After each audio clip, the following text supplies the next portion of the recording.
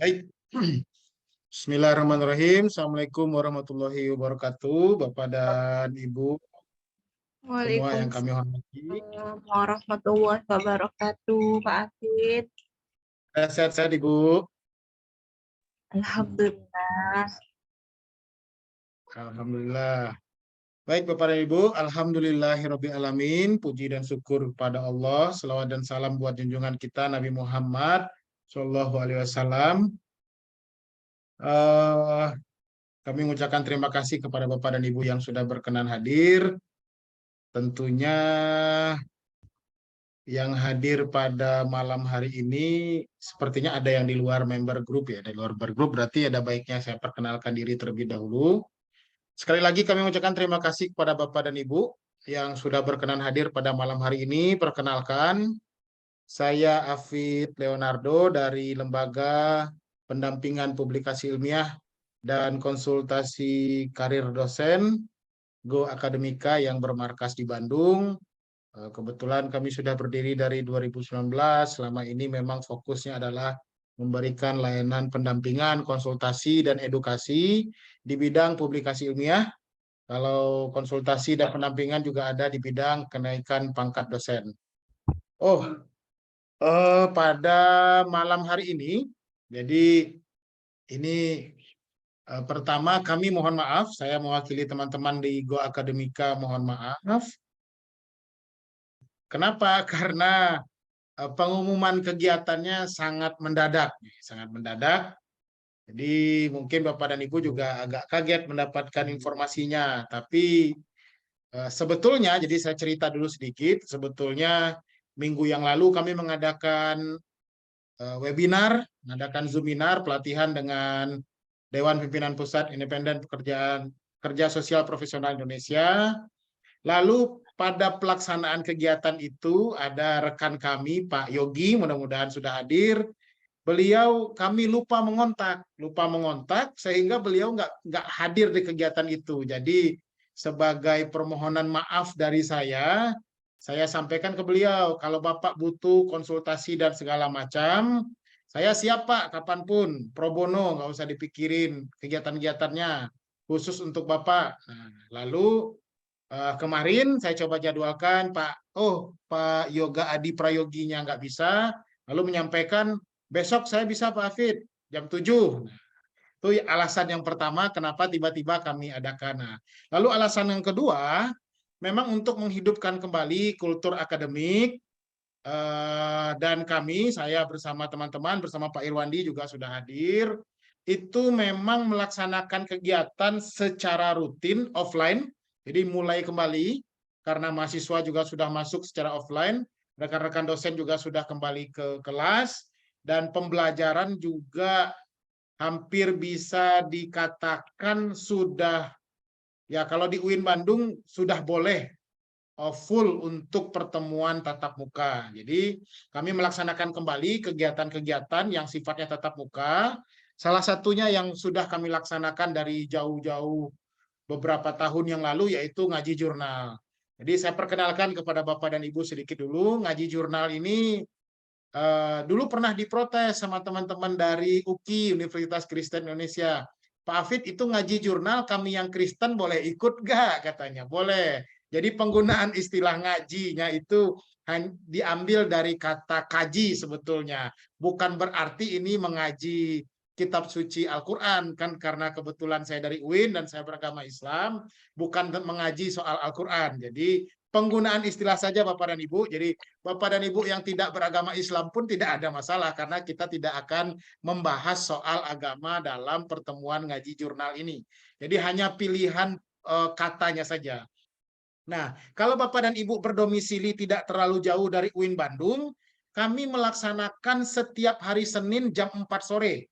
Jadi setiap hari Senin jam 4 sore gratis, itu bersama KOPI, Komunitas Publikasi Ilmiah FEBI UIN Bandung, melaksanakan kegiatan serupa offline di gedung FEBI di UIN Sunan Gunung Jati Bandung, dan itu dilaksanakan offline setiap Senin. Nah, di kegiatan offline ngaji jurnal ini sudah masuk pertemuan kedua.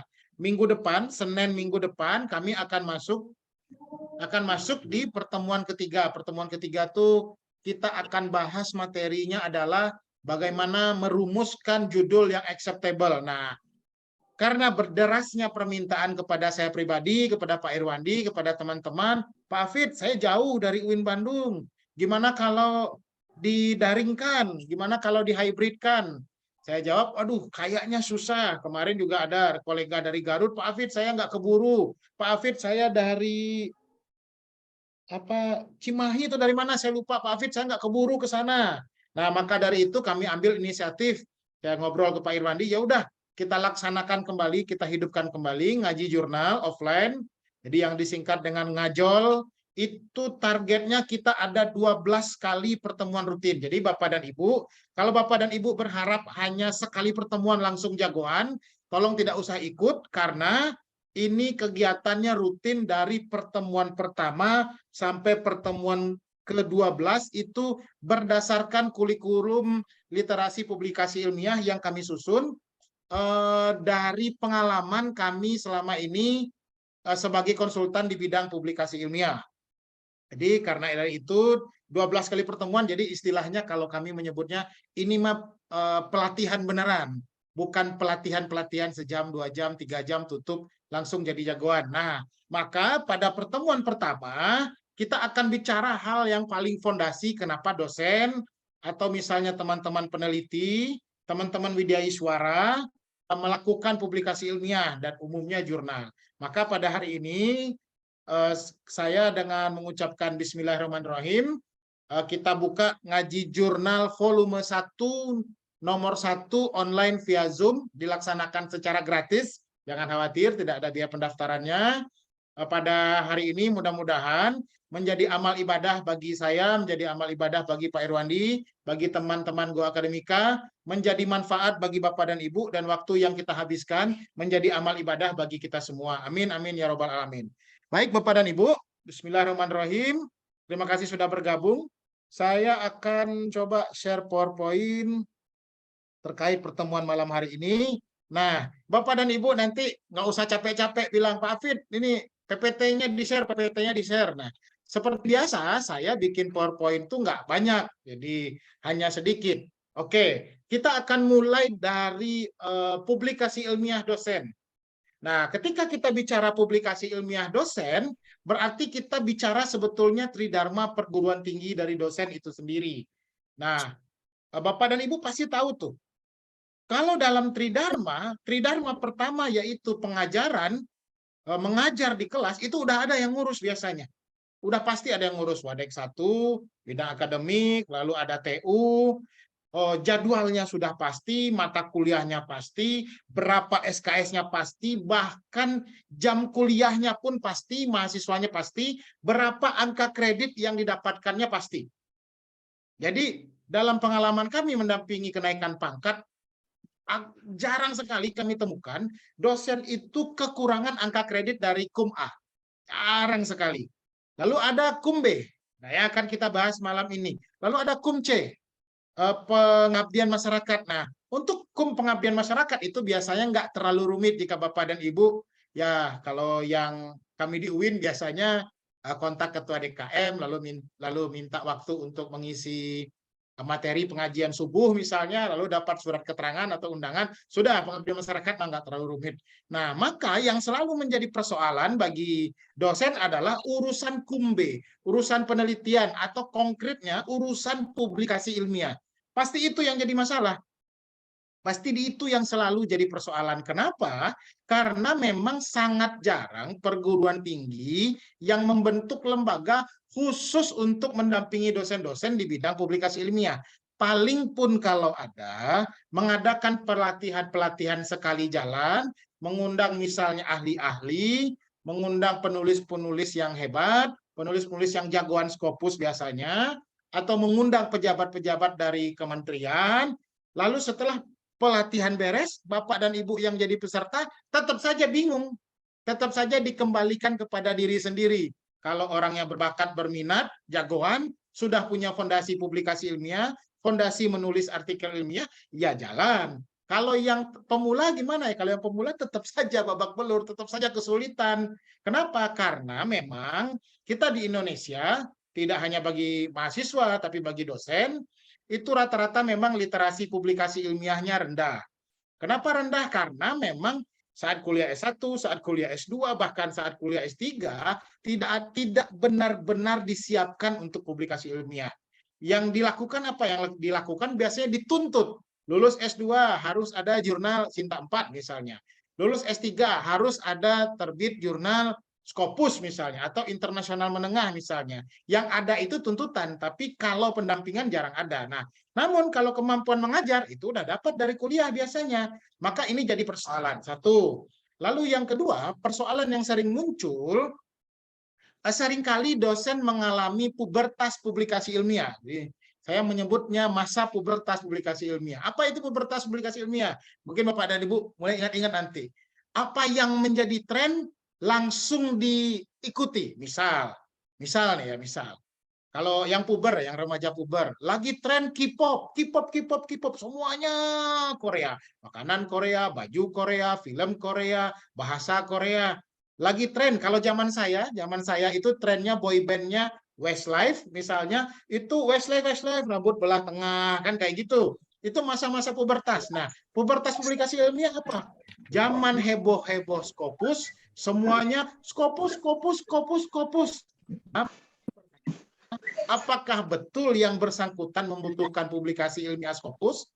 Nah, itu yang menjadi pertanyaan. Maka itu akan kita bicarakan. Nah, lalu dosen melakukan riset. Publikasi ilmiah dilakukan secara serampangan. Apa itu serampangan? Ya, seterbitnya aja, tidak punya peta jalan, nggak punya roadmap yang dijadikan panduan untuk kenaikan pangkat.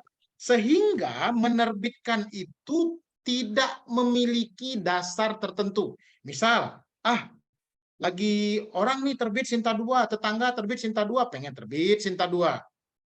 Lagi rame Scopus, pengen Scopus. Nah, jadi itu yang terjadi, sehingga ketika kenaikan pangkat, apa yang terjadi? Ketika dicek kembali, oh belum memenuhi syarat. Atau yang sering terjadi, dosen pemula misalnya, ini mohon maaf tuh, dosen pemula biasa, atau dosen senior yang gagap teknologi, yang gaptek, biasanya terjadi nih, orang heboh-heboh, oh saya magister, ingin naik pangkat lektor kepala, Scopus. Nah, maka yang jadi pikiran pertama seorang dosen itu adalah syarat terberatnya. Karena berpikir Scopus, padahal publikasi ilmiah baru sebiji, 2 biji, langsung submit ke Scopus, dan langsung di-reject, lalu bilang, aduh Scopus nih susah. Wah, iblis Scopus nih, setan Scopus nih, susah Scopus nih. Wah, Scopus mahal, berbayar, discontinue. Wah, predator, wah, fake, banyak lah. Banyak. Akhirnya apa? Akhirnya, karena menumpuk hal-hal negatif tadi, nggak diurus kepangkatan. Udahlah, biarin aja lah. Sampai pensiun lektor juga nggak apa-apa, atau sampai pensiun lektor kepala juga nggak apa-apa. Saya kayaknya memang nggak ada jalan nih jadi guru besar. Nah, maka berdasarkan pengalaman kami, setiap dosen harus memiliki roadmap publikasi ilmiah. Berdasarkan apa? Berdasarkan kebutuhan kenaikan pangkat. Bukan berdasarkan nafsu publikasi ilmiah, bukan berdasarkan gengsi-gengsian, bukan berdasarkan pubertas publikasi ilmiah. Itu satu. Nah, maka dari itu kita masuk slide kedua, harus dilakukan.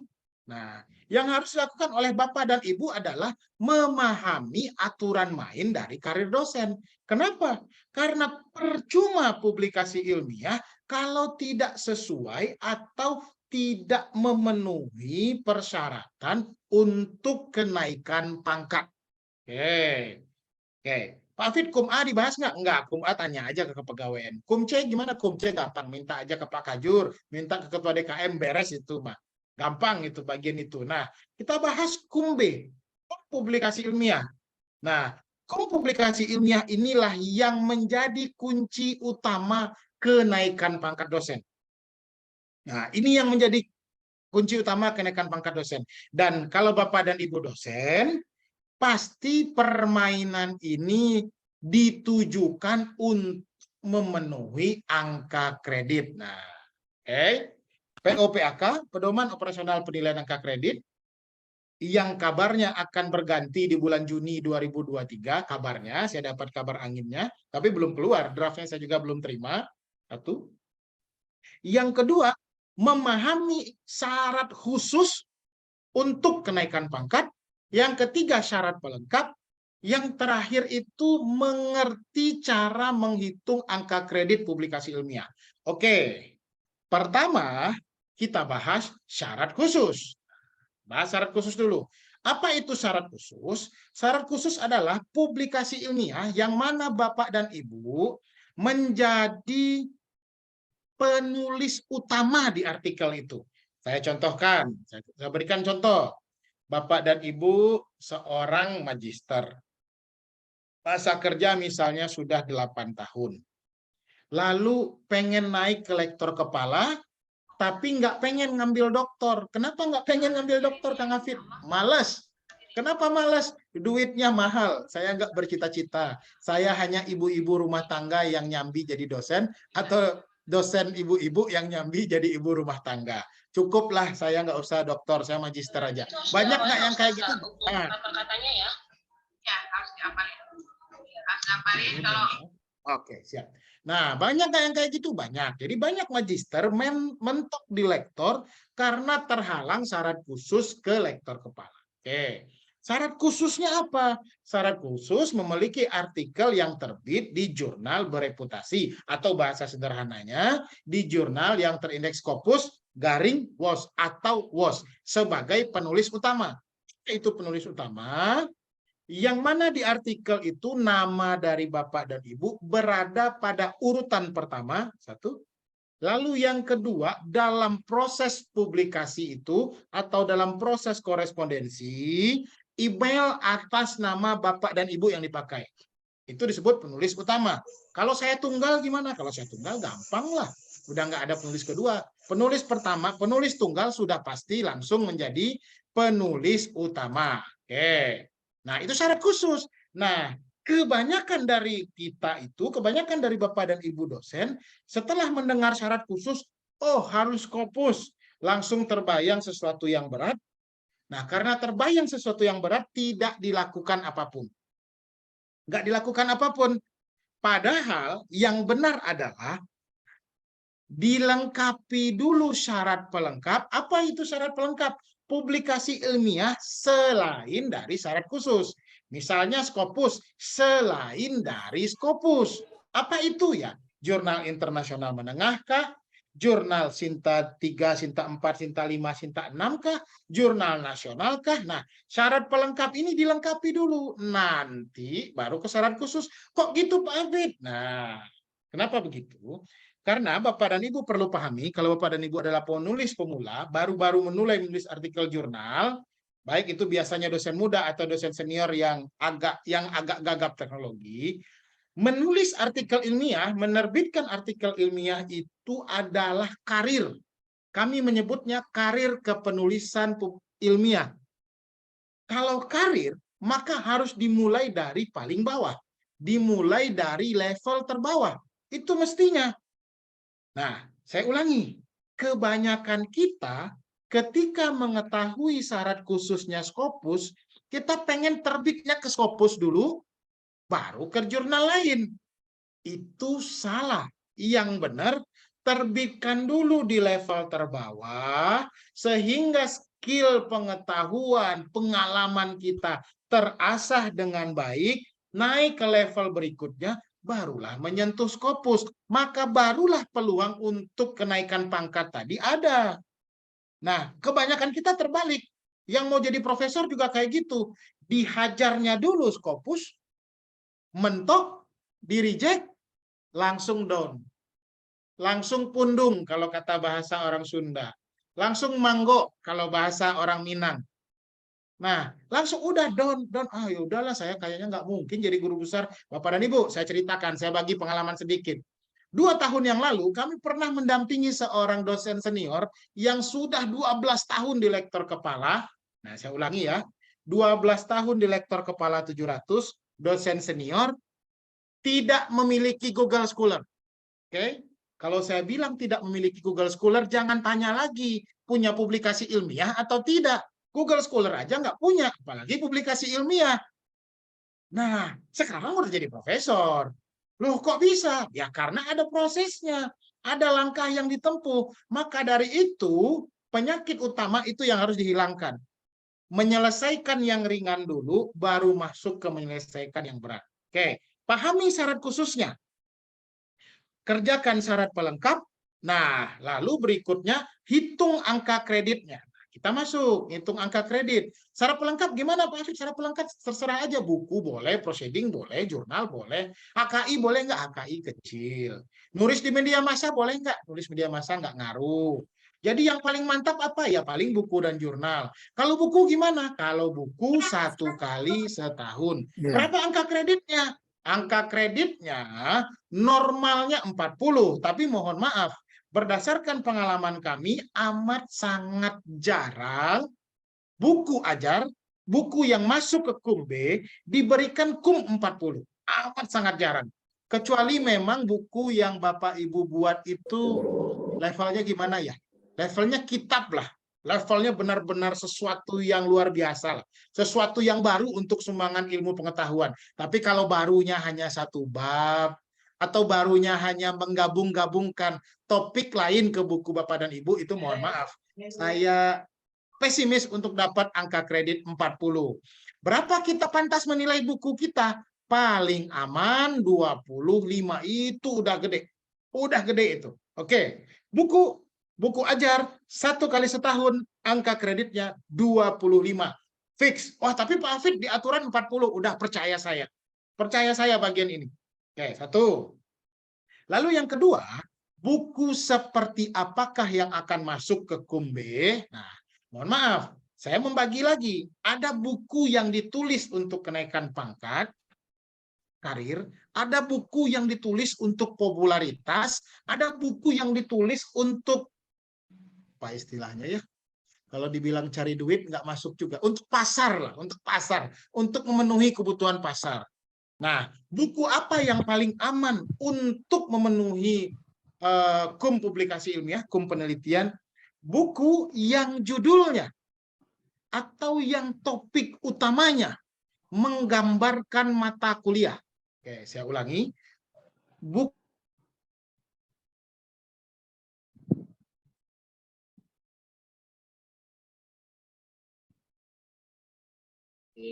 Nggak ada suaranya. tes, nggak ada suaranya Bapak dan Ibu? Mohon maaf. Ada. Pak Irwandi, saya suaranya sampai nggak? Ada. Sudah ada. Oh, Sudah ada. kedengaran. Oke.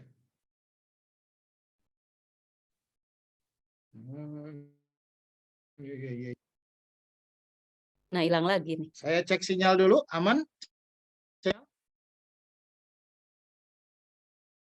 Aman Bapak Ibu?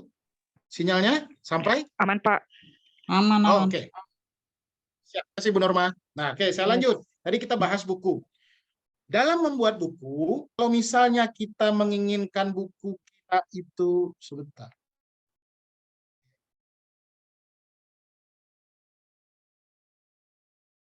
Oke, saya ulangi, kayaknya ada gangguan sinyal. Nah, kalau misalnya buku, Bapak Ibu menulis buku seperti apakah yang aman dalam penilaian dianggapnya KUM publikasi ilmiah atau KUM penelitian atau KUM B, buku yang memang tema dan judulnya mirip dengan mata kuliah. Itu udah paling aman, dianggapnya buku ajar langsung. Tapi kalau bukunya misalnya buku populer, misal saya kasih contoh, waktu itu kami pernah punya klien pendampingan dosen sastra Arab atau bahasa Arab, saya lupa. Lalu beliau salah satu penulis buku Iqra yang cukup terkenal. Penulis. Lalu bertanya ke saya, Pak, buku saya ini laris di lapangan. Buku ini udah cetakan kesekian. Kira-kira KUM-nya berapa?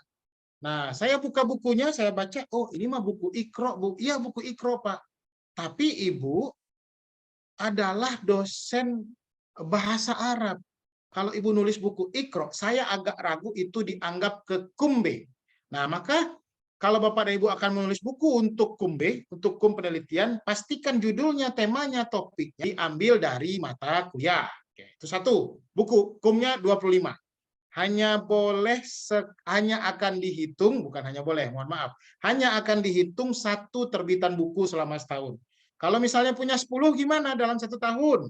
1 dihitung. Oke, itu untuk catatan kenaikan pangkat. Saya tidak melarang Bapak dan Ibu terbit banyak-banyak buku dalam setahun ya, tapi ini dari kacamata kenaikan pangkat dosen, aturan mainnya. Yang kedua, kita masuk ke jurnal. Nah, ketika kita ngomongin jurnal, berarti kita harus memahami level dari jurnal itu. Pertama, jurnal nasional. Jurnal nasional apa, Pak Hafid? Jurnal nasional intinya semua jurnal yang penerbitnya dari Indonesia, intinya memiliki ISSN, dan belum terakreditasi. Berapa angka kreditnya?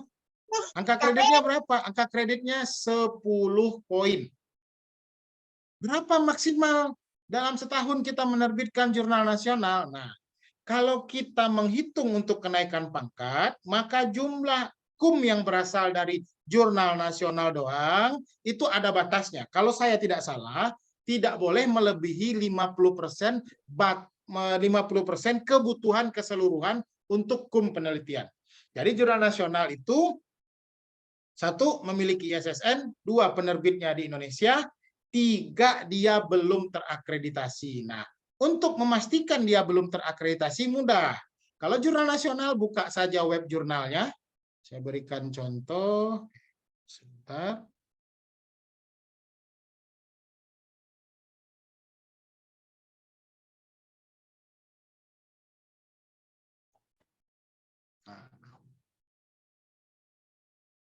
Oke, mudah-mudahan sudah tampil. Saya lagi buka Google Chrome. Kalau belum tampil, mohon respon dari Bapak dan Ibu.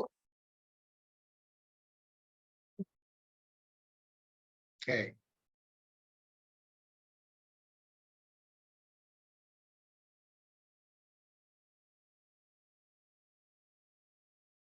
Nah, kalau jurnal nasional yang belum terakreditasi, pasti nggak akan masang logo-logo begini.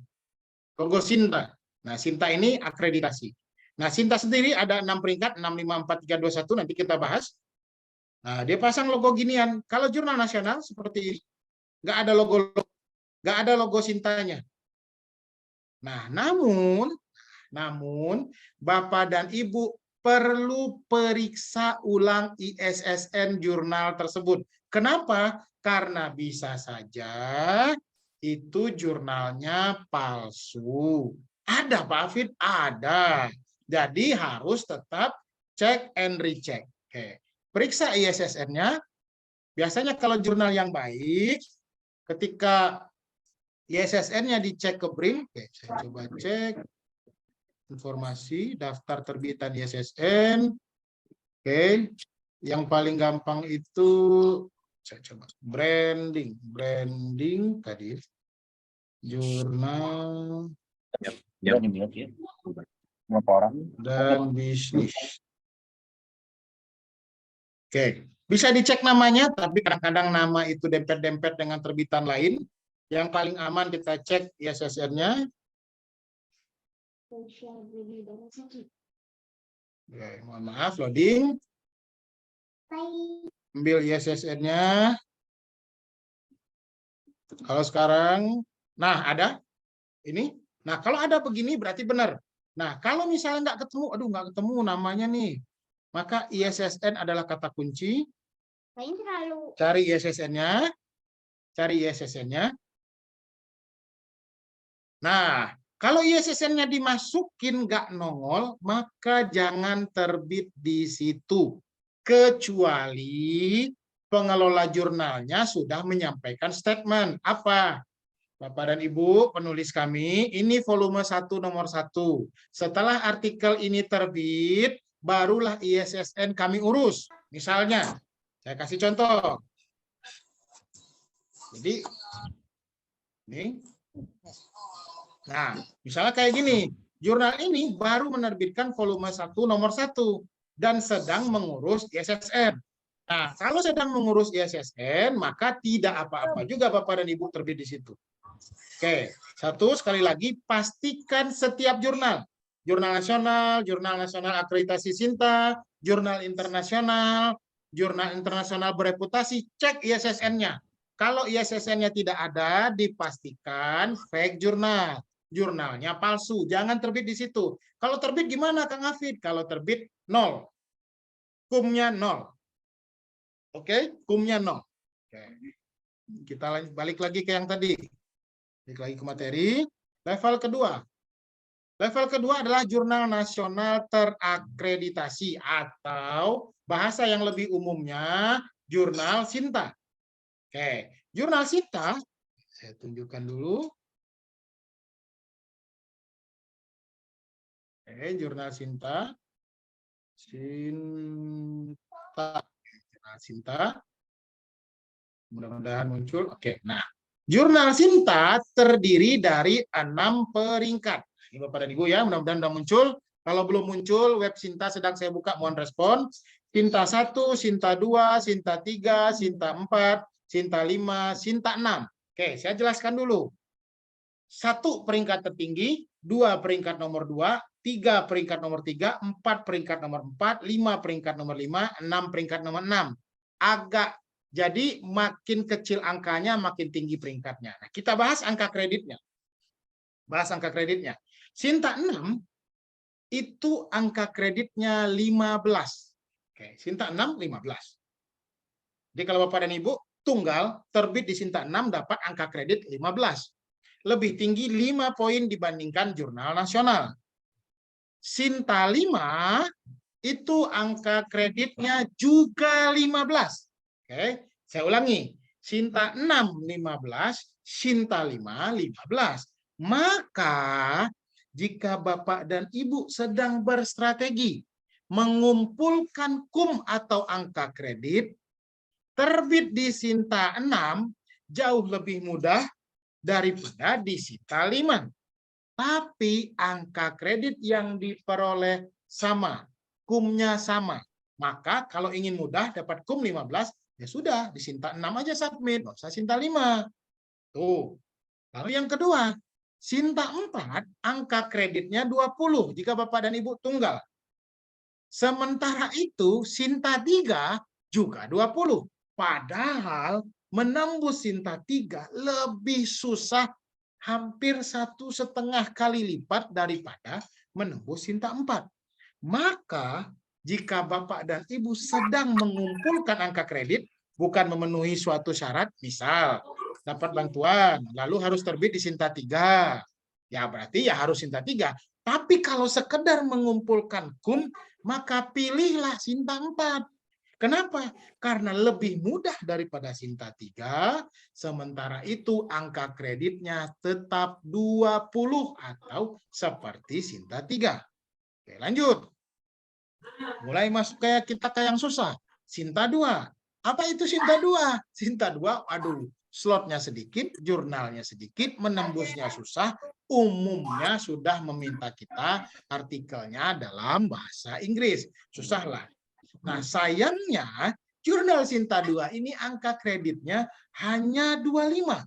Bayangkan, dengan tingkat kesulitan yang jauh lebih sulit daripada Sinta 3, hanya dapat kelebihan kumnya 5 poin. Saya berikan contoh kasus. Seorang mahasiswa ngontak saya, atau seorang dosen muda kontak saya. Pak Hafid, saya lebih baik terbit di Sinta 5 atau Sinta 2. Saya akan jawab, jika Bapak dan Ibu belum butuh Sinta 2, maka lebih baik Sinta 5. Loh, kan Sinta 5 15, Pak Hafid. Sinta 2 25, lebih tinggi Sinta 2 dong. Nah, ingat baik-baik. Kemampuan kita menerbitkan di Sinta 5 atau Sinta 6 itu paling tingkat kesulitannya 30-40% dibandingkan kesulitan menembus Sinta 2.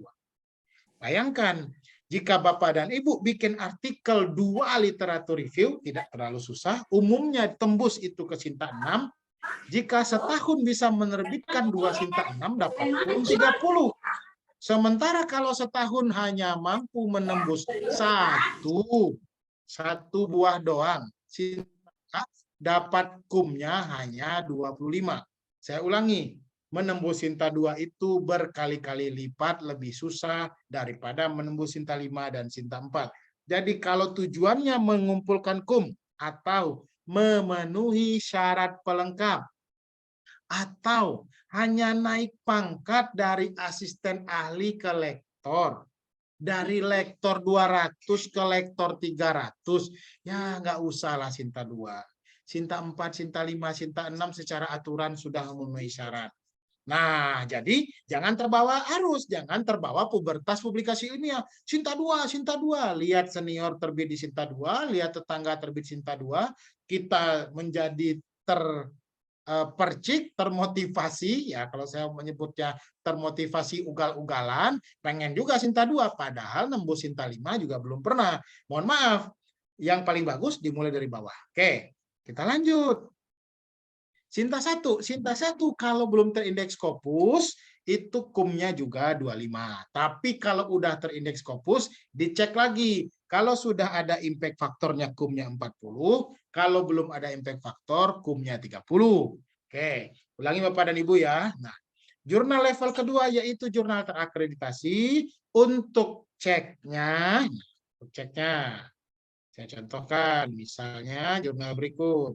Jurnal Al-Islah. Al-Islah Sinta 2. Oke. Saya nggak buka web Sintanya ini untuk menunjukkan bagaimana cara cek. Bapak dan Ibu ambil ISSN-nya. Oke, pastikan selalu cek sebelum submit. Pastikan selalu cek sebelum submit. Oke, masukkan ke sini. Ininya pastikan mati semua. Oke, sudah mati. Mati semua. Nah, ketika ISSN-nya sudah dimasukkan, bukan filter yang diklik, tapi klik enter. Mohon maaf, saya ragu pakai strip apa enggak. Tapi yang dikliknya enter, bukan filter. Oke, berarti tidak pakai strip. Nah, oke, saya ulangi. Masukkan ISSN tanpa strip, klik enter, maka muncul. Kalau muncul seperti ini, berarti betul Sinta 2. Kalau tidak muncul seperti ini, berarti diragukan Sintanya. Ada nggak yang nggak muncul? Ada. Saya beri contoh. Jangan kaget juga nanti, ada yang memasang logo, tapi ketika dicek di web Sinta nggak ada. Ketika jurnal itu terakreditasi dan baru keluar SK akreditasinya, maka ada peluang atau kemungkinan jurnal tadi belum nongol di web Sinta. Lalu gimana kita yang cara ngeceknya? Cara ngeceknya pastikan pengelola jurnal memperlihatkan SK akreditasi atau sertifikat Sintanya. Saya berikan contoh.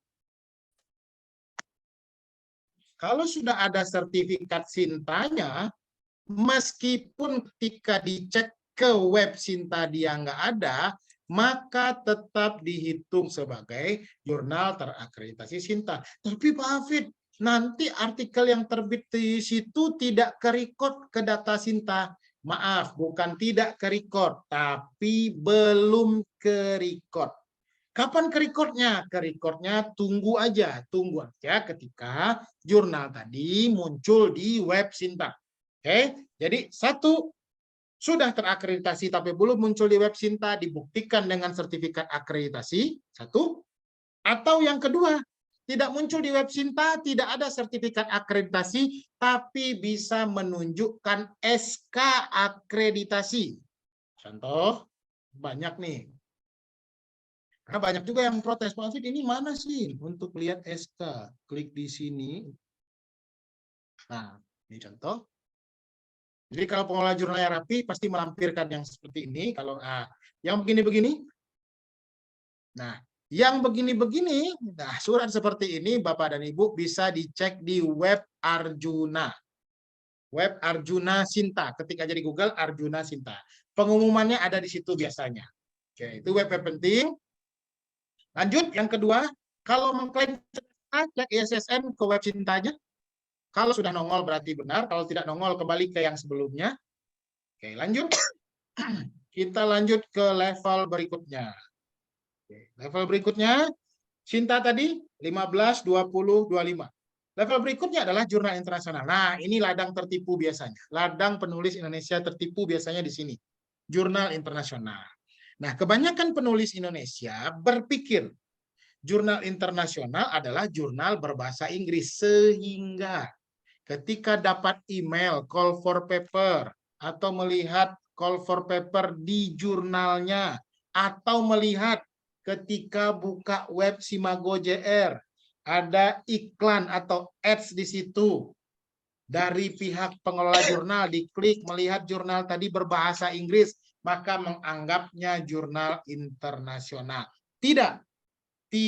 Jurnal berbahasa Inggris belum tentu jurnal internasional. Tapi jurnal yang masuk kategori internasional sudah pasti salah satu pilihan bahasanya adalah bahasa Inggris. Itu Bapak dan Ibu ya. Jadi nggak melulu bahasa Inggris pasti internasional. Nah, jurnal internasional itu jurnal satu syaratnya memakai bahasa PBB, ada 7 bahasa PBB, Spanyol, Prancis, Inggris, Arab, Tiongkok, saya lupa 2 lagi. Nanti bisa cek aja di Google, saya berikan contohnya.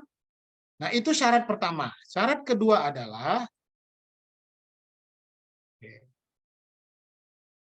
saya berikan contohnya.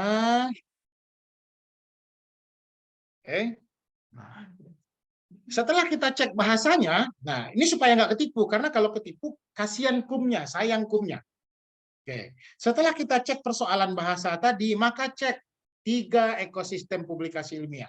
1 editor, 2 reviewer, 3 autor. Maka pastikan editor, autor, reviewernya berasal minimal dari 3 negara. Cek di editorial tim.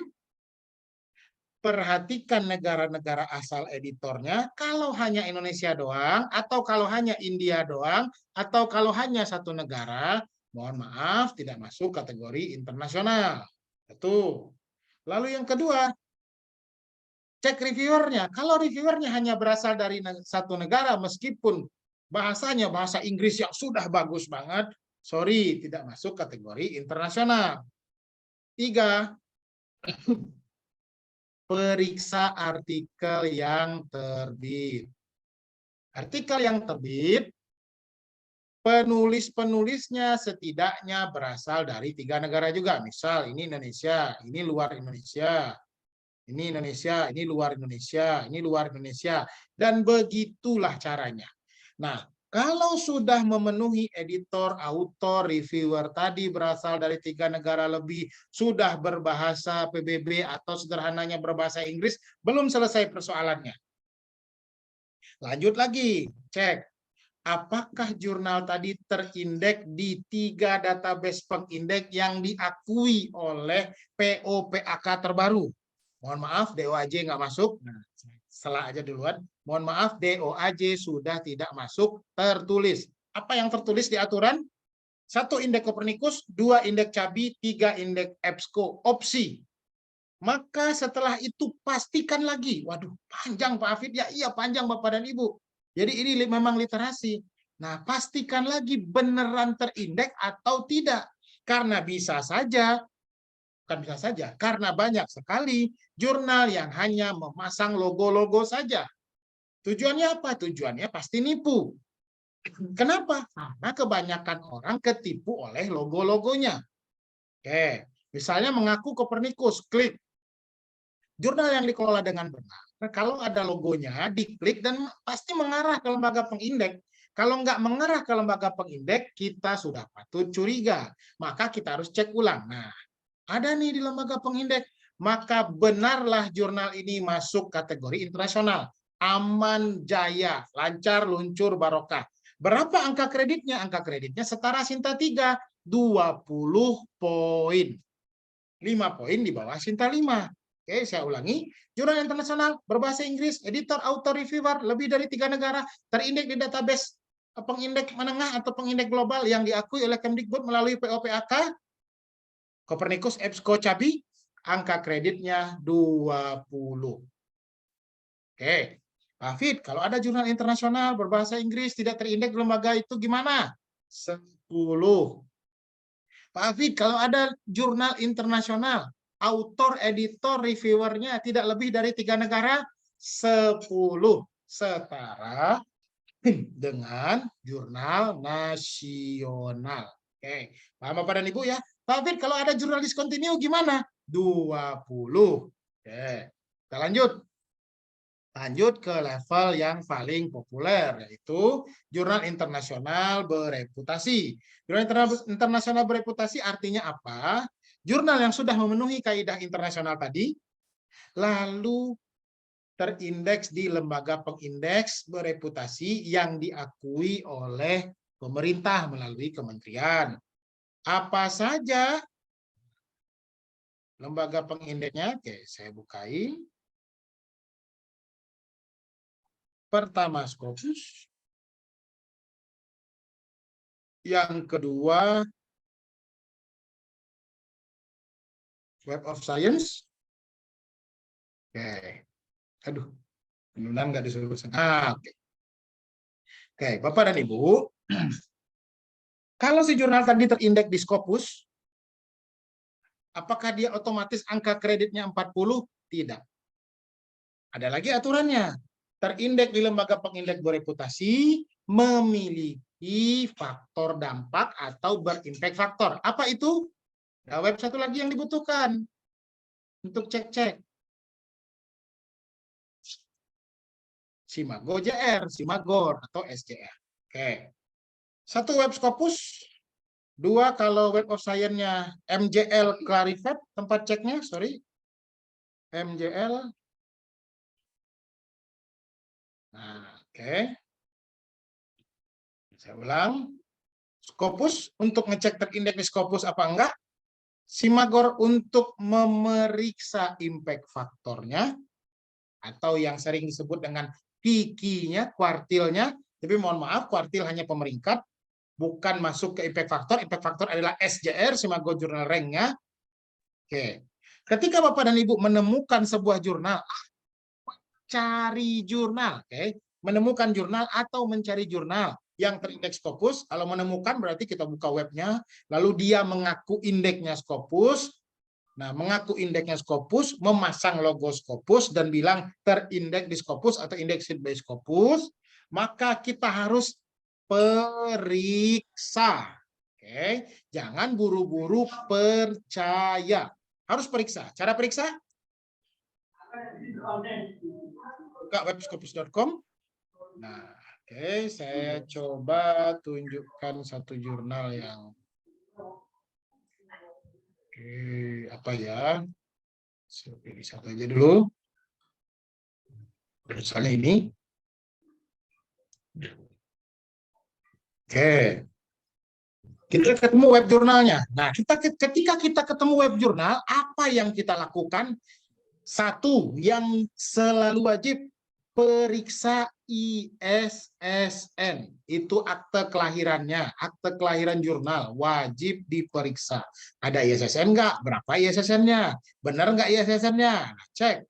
Bapak Ibu mungkin mendengar ada jurnal Predator, ada jurnal Fate, dan lain-lain. Itu karena kita nggak jeli aja cek-ceknya. Nah, oke. Ketika kita ketemu ISSN, copy ISSN-nya, angkut ke web Scopus, scopus.com. Nah, angkut ke scopus.com, lalu pilih di sini subject area, title, publisher, ISSN. Nah, ini nanti saya berikan infonya untuk mencari jurnal, mencari jurnal. Nah, ini untuk meriksa. Taruh di sini. Nah, mohon maaf nanti ini pakai strip atau enggak aslinya. Find source atau enter. Oke, pakai strip. Nah, kalau nongol seperti ini berarti terindeks. Belum selesai urusan. Sabar. Nah, kalau di sininya tertulis NA berarti sudah discontinue. N garing A. Di sini NA. Oke, kita cek di sini untuk melihat status Scopusnya. Nah, pastikan status Scopusnya yang paling aman, present. Kalau present, pasti tidak discontinue. Oke, kalau present. Ada yang tertulis Pak Afid, to 2022. Nah, kalau tertulisnya 2022, tidak tertulis present, tidak tertulis juga discontinue, maka itu kemungkinannya. Satu, Scopus belum melakukan update data atau pihak pengelola jurnal belum lapor lagi ke Scopus. Nah, statusnya gimana? Bisa saja dia masih terindeks, tapi dia belum discontinue, atau bisa saja dia akan discontinue. Tergantung apa? Tergantung waktu. Kita tunggu aja. Kalau kita masih ragu gimana? Kalau kita masih ragu, email pihak Scopus, tanyakan jurnal ini masih terindeks atau enggak. Nah, yang pasti, kalau tidak tertulis discontinue, menurut pemahaman saya, belum discontinue. Satu. Nah, lalu si ISSN tadi kita angkut ke Simago Jurnal Rank. Enter. Kita cari untuk memastikan, oke, ada. Nah, kalau nongol kayak gini, berarti dia pernah punya impact factor. Pernah punya kuartil. Loh, kok pakai bahasa pernah? Karena impact factor bisa 0. Kuartil bisa NA. Kenapa? Karena jurnalnya sudah discontinue. Nah, kita lihat yang ini. Oke, kita cek. Nah, apa yang biasanya kita cek? Biasanya kita scroll ke bawah. Nah, ini yang saya maksud iklan tadi. Ini yang saya maksud iklan. Kita scroll ke bawah. Kita lihat. Nah, biasanya dengan di sini kita bisa lihat ini Q1, tapi kita pastikan lagi. Turun lagi ke bawah, lihat Q1. Nah, ini dia impact factor. SJR 56,2. Pak Afid 21, jangan-jangan ini udah discontinue. Mohon maaf. Kerja Scopus berbeda dengan kerja Simago Jurnal Rank. Simago Jurnal Rank bekerja sekali 2 tahun. Jadi update-nya itu per 2 tahun. Data 2022 sedang dihitung di 2023. Data 2023 ya belum dihitung karena 2023 belum habis. Maka yang terakhir ada di Simago adalah data 2021. Jadi Bapak dan Ibu jangan heran nanti. Karena saya sering juga diprotes, Pak Afid jurnal apa ini? Udah discontinue ini, saya cek di Simagornya hanya sampai 2021. Nah, kalau saya di komen begitu, atau di WA begitu, saya akan kirim smile biasanya. Untuk menunjukkan bahwa yang bersangkutan literasi publikasi ilmiahnya rendah. Lalu saya jelaskan bahwa semua jurnal yang sudah terindeks Scopus, peringkat 1 sekalipun seperti jurnal cancer ini, hanya sampai 2021 penghitungan Simagonya. Tapi kalau penghitungan Scopusnya itu terkini. Sekarang Scopus, terindeks Scopus, ada kuartilnya Q1, ada impact faktornya 56. Nah, kita mau cek lagi. Mau cek apakah jurnal tadi terindeks di WOS atau tidak. Tinggal dimasukin juga ISSN-nya. Sekali lagi saya ulang, buka MJL Clarivate di Google, lalu cari ISSN jurnalnya, masukin, kita search. Nah, kalau nongol kayak gini, berarti terindeks di WOS. Kalau terindeks di WOS itu adalah jurnal mantap. Kenapa mantap? Karena kalau sudah terindeks di WOS, itu lebih tinggi. Apanya ya? Lebih tinggi kelasnya daripada terindeks di Scopus. Kenapa? Karena susah menembus jurnal yang terindeks di WOS, dan jurnal yang ada di WOS sudah dipastikan ada di Scopus. Tapi jurnal yang ada terindeks di Scopus belum tentu ada di WOS. Pak Afid, kalau di WOS ada kikinya nggak? Nggak ada. Oke, kalau cek di WOS nggak ada kuartil-kuartilnya. Adanya apa? Adanya impact factor. Namun, apakah semua jurnal terindeks di WOS masuk bereputasi? Tidak. Jurnal yang terindeks di WOS, tapi kategorinya SC, lihat, perhatikan di sini, di laptop saya sebelah kiri, di layar sebelah kiri, kategorinya SC tidak termasuk kelas bereputasi. Betul terindeks di Web of Science, tapi kumnya tidak 40 atau tidak 30. Jadi yang diakui di WOS itu hanya kategori SCIE, SSCI, AHCI. Nggak ada kuartil-kuartil, dikategorikan saja. Namun kalau ingin melihat impact factor, lihat ke sini. Lihat ke view profile page. Nah, inilah yang menyebabkan WOS tidak terkenal. Kenapa? Karena buat nengok-nengok aja, dia harus login-login. Sebelum login-login harus register-register. Itu biasanya malas. Kalau kita orang Indonesia, setahu saya malas. Pengennya apa? Pengennya yang sekali buka langsung kelihatan, langsung jelas. Nah, WOS panjang dia ceritanya.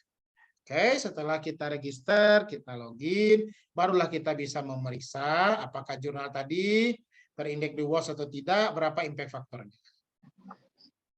Nah, turun ke sini.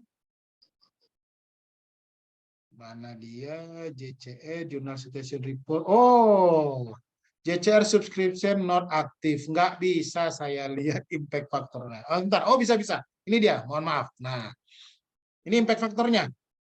68,74. Nah, dari sini Bapak dan Ibu udah tahu nih, kalau tidak ada impact faktornya, KUM 30 di WOS. Kalau sudah ada impact faktor, KUM 40. Scopus, sudah terindeks Scopus. Contohnya apa? Contohnya, jurnal-jurnal Sinta 1 yang sudah Scopus. Itu KUM-nya berapa? KUM-nya 30. Kenapa? Karena biasanya kuartilnya belum nongol. Kapan kuartilnya nongol? 2 tahun berikutnya. Kok 2 tahun berikutnya? Karena evaluasinya memang per 2 tahun. Nah, begitu Bapak Ibu ya. Terkait dengan peringkat. Nah, pemahaman kita terhadap peringkat dan pemahaman kita terhadap cara memeriksa level jurnal tadi menentukan berapa angka kredit yang bisa kita miliki. Yang kita peroleh. Saya ulangi, nasional 10, nasional akreditasi Sinta 5, Sinta 6 itu 15, Sinta 3, Sinta 4, 20, Sinta 2, Sinta 1, 25, Sinta 1 yang sudah terindeks Scopus belum ada key-nya, belum ada impact faktornya, belum ada SJR-nya, belum ada IF-nya itu 30. Jurnal internasional yang terindeks di database kelas menengah, Copernicus, EBSCO, dan CABI KUM-nya 20, memenuhi kategori berbahasa PBB, editor, author, reviewer, sudah berasal dari 3 negara atau lebih, KUM 20. Jika tidak memenuhi syarat itu, internasionalnya hanya KUM-nya 10. Jurnal internasional bereputasi, kalau sudah berimpact faktor, KUM-nya 40. Kalau belum berimpact faktor, KUM-nya 30. Oke. Saya yakin Bapak dan Ibu nanti akan tanya, kalau saya penulisnya banyak gimana? Kalau penulisnya lebih dari 1 gimana? Nanti kita bahas. Oke? Hafalin yang tadi, itu wajib hafal. Nah, kalau nggak hafal boleh sih nanya ke kami nanti. Oke. Kita lanjut ke sini. Nah, maka si jurnal-jurnal tadi berpengaruh ke jenjang karir akademik dosen.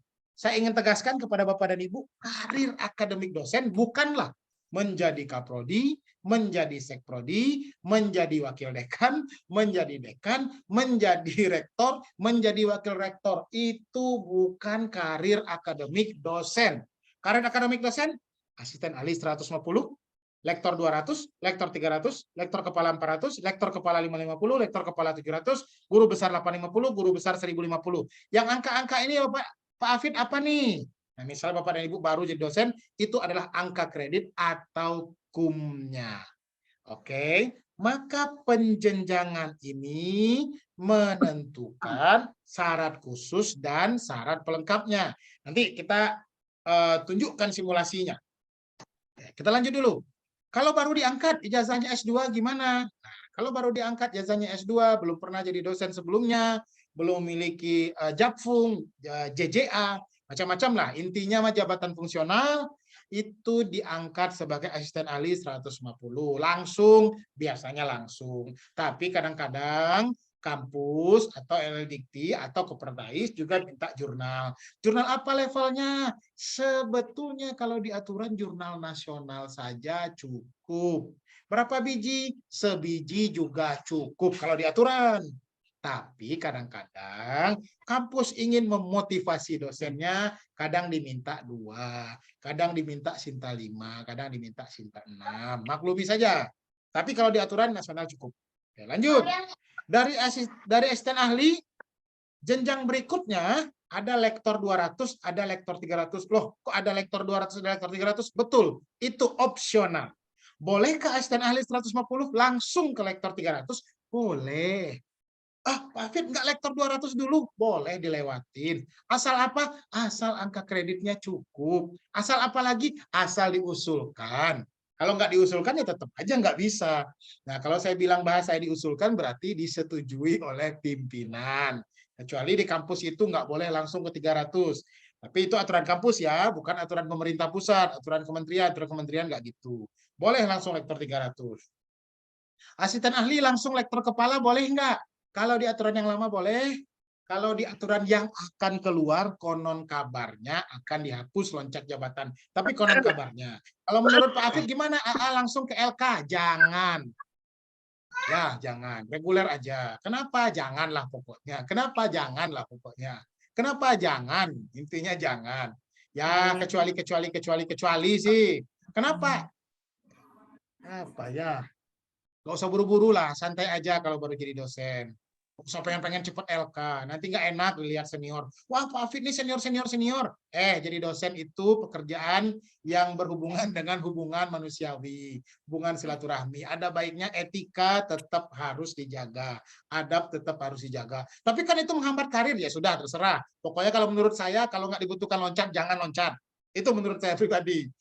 Oke, lanjut.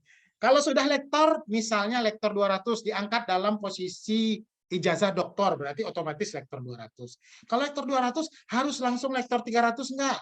Harus ke lektor 300 dulu enggak? Enggak. Boleh ke lektor kepala? Boleh. Boleh lektor kepala 550? Boleh, asal kumnya cukup, syaratnya lengkap. Boleh ke lektor kepala 700? Boleh sih, tapi sebaiknya jangan. Kenapa jangan? Apa ya, rasa-rasa keterlaluan gitu, lektor 200 pengen langsung lektor kepala 700, itu biasanya anak muda, menggebu-gebu, nafsunya tinggi. Jangan. 550 juga udah hebat, 400 udah alhamdulillah, melewati 300 aja udah alhamdulillah. Kalau lektor 300 dulu boleh nggak? Ya sangat bagus, wajib itu. Oke, lanjut. Asisten ahli ke lektor, saya nggak bilang lektor 200 300 ya. Asisten ahli ke lektor itu syarat khususnya Sinta 3, Sinta 4 dah cukup. Harus Sinta 2 enggak? Enggak. Sinta 4 boleh enggak? Menurut aturan boleh. Kalau kampusnya wajibin Sinta 2 gimana? Berarti kampusnya melebihi aturan negara, bikin negara dalam negara berarti. Wah, Pak Hafid nih frontal betul, betul. Karena aturannya gitu. Nah, oke, mohon maaf Bapak dan Ibu kalau yang di kepegawaian, yang di SDM. Oke. Jadi Sinta 4, Sinta 5, Sinta 3 itu cukup. Sinta 3, Sinta 4 cukup sebagai syarat khusus. Nah, syarat pelengkap, saya kasih contoh. Syarat pelengkap dilengkapi angka kredit publikasi ilmiahnya dari jurnal yang level di bawahnya. Boleh nggak yang di atasnya? Ya, tentu boleh. Oke, di bawahnya apa maksudnya? Ya Sinta 6, nasional, yang penting kumnya cukup dan berlebih 30%. Oke. Lektor ke lektor kepala terdiri dari 2 jenis. Jenis pertama, lektor berijazah magister pengen ke lektor kepala. Syarat khususnya, nah syarat khusus nggak boleh nggak ada ya, menerbitkan artikel sebagai penulis utama di jurnal indeks bereputasi, sederhananya indeks Scopus atau indeks WOS. Berapa paper Pak Hafid? 1.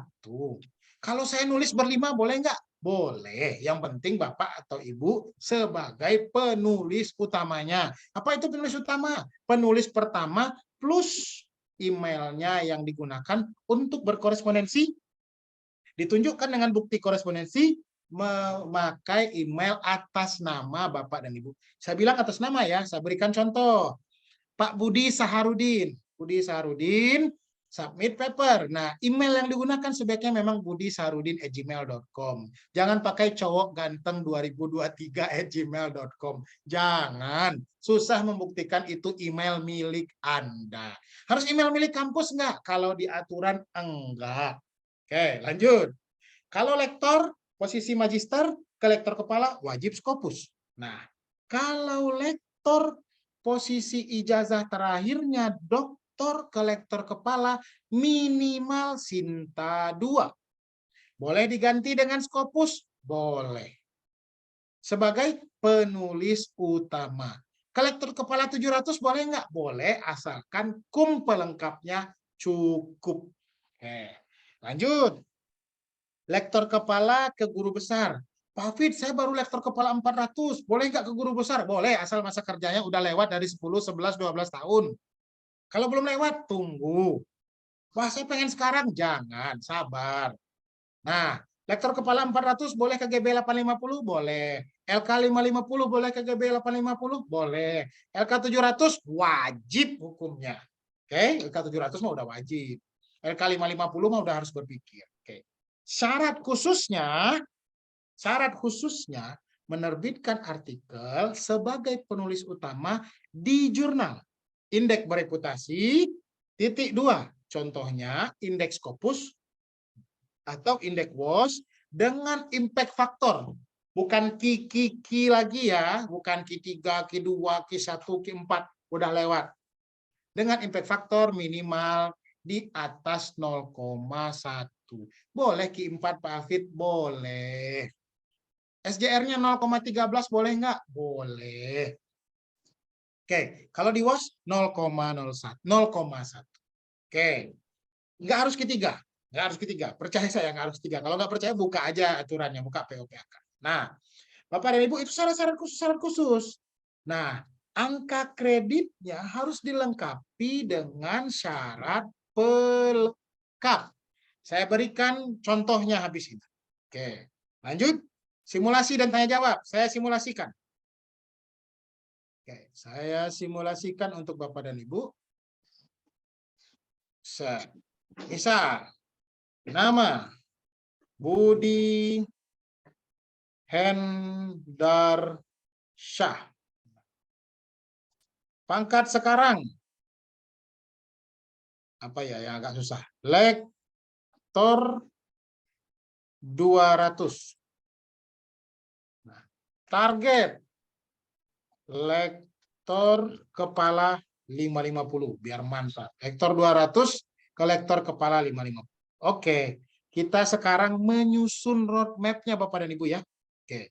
Pertama, pahami ijazah terakhir Anda Bapak dan Ibu. Yang kedua, pahami pangkat terakhirnya. Yang ketiga, tentukan targetnya. Lanjut. Sederhananya, jika Pak Budi Hendarsyah lektor 200 pengen maju ke lektor kepala 550, ijazahnya doktor, maka syarat khususnya Sinta 2 atau Scopus. Sinta 2 lah paling minimal. Cara menghitungnya, saya ajarkan, 550 target dikurang kondisi hari ini 200 sama dengan 300. Maka kekurangan angka kreditnya 300. Oke. Selanjutnya, angka 300 ini, nah ini bukan hitungan berdasarkan aturan, tapi hitungan gampang. Berdasarkan aturan, nanti ada 60 barangkali, 35, Pak. 5, 15, 5. Tapi Kalau berdasarkan aturan. Tapi kita bicara hitungan gampangnya aja. Oke. Hitungan gampang. 300 ini bagi 2 aja. Nemu 150. Nah, 150 dari ngajar atau KUMA, 150 plus 30% dari 150 dari publikasi ilmiah. Nah, ketemulah KUM yang dibutuhkan yaitu sekitar 200 KUM. Oke, saya ulang, Budi Hendarsyah, doktor, lektor 200, pengen ke LK 550. Berapa kebutuhan angka kredit publikasi ilmiahnya? 200. Dari 200 ini, kita susunlah roadmap-nya. 1, Sinta 2. Angka kredit 25. Kebutuhannya berapa? 200. Oke, lanjut. Sinta, ini dengan kondisi penulis tunggal Bapak dan Ibu ya. 20. Udah cukup belum? Belum. Oke, Sinta 3 punya 2 biji. Berarti 20 kali 2 sama dengan 40. Udah cukup belum? 65? Belum. Lanjut, turun ke level bawah. Sinta 4. Punya 2 biji. Sama dengan 20 kali 2. Sama dengan 40. Udah cukup belum? 40, 40, 25. Belum. Baru 105. Lanjut lagi.